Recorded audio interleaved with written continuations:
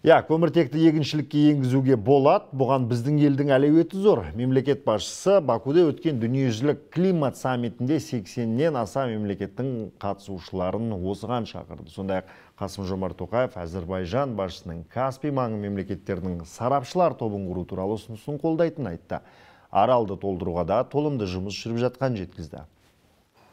Бұл Баку Олимпиадалық стадионы, дүниежүзілік климат саммит өтетін жер. Қазақ президентін бауырлас елдің басшысы Ильхам Әлиев пен Біріккен ұлттар ұйымы бас хатшысы бірге қарсы алды. Mr. Kasım-Jomart Tokayev, President of Kazakhstan. Дүниежүзілік саммитте келушілер толық жиналып, елеулі сәттен естелік суретке түсті. COP29 саммиттің қысқаша атауы осы. Президент пленарлық сессияда бірінші болып сөз алды.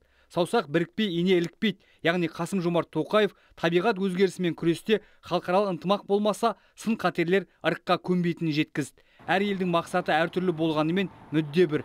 Мәселен, Қазақстан 2060 жылға қарай көміртегі бейтараптығына жету керек. Ол үшін қаржыландыру көздерімен заманауи технологияларға арқа сүйейді. Сондай-ақ осал аймақтарға, әсіресе теңізге шығатын жолы жоқ дамушы елдерге айрықша мән берілу қажеттігін айтты. Әлемдегі зиянды шығарындылардың 1% ғана Орталық Азия елдеріне тиесілі. Соған қарамастан бұл аймақ көптеген климаттық қатерге ұшырап отыр.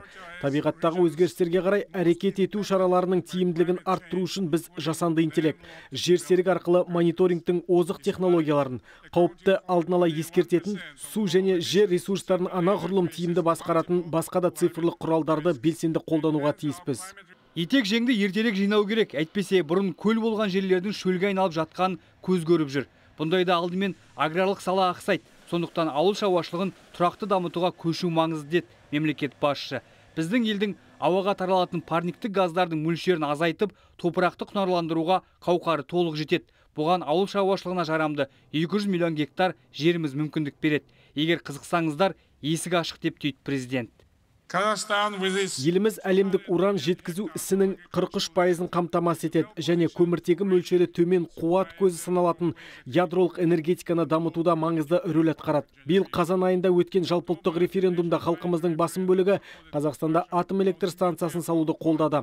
Біз осы саладағы жетекші технологиялық алпауыттармен серіктесе отырып, аталған жобаның қауіпсіздігі мен тиімділігін қамтамасыз етуге ұмтыламыз.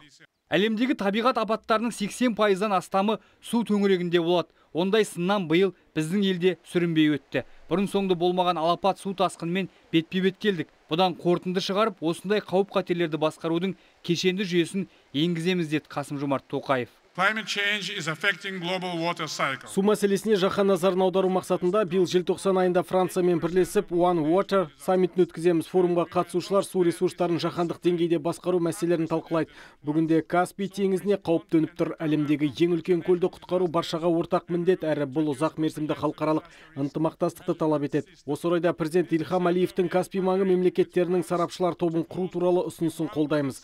Сонымен қатар Қазақстан Арал теңізін құтқару үшін нақты шаралар қабылдап жатыр. Дүниежүзілік климаттық саммит тас түйін әзірлікпен өткен. Сол үшін де Қасым-Жомарт Тоқаев Әзербайжан басшысына ризашылығын білдірді.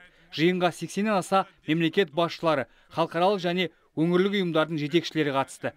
Орайлы сәтте президент орамды ойын жеткізді. Себебі Қазақстан халықаралық қауымдастықпен әділ, инклюзивті әрі ашық климаттық күн тәртібін қалыптастыруға қашанда дайын.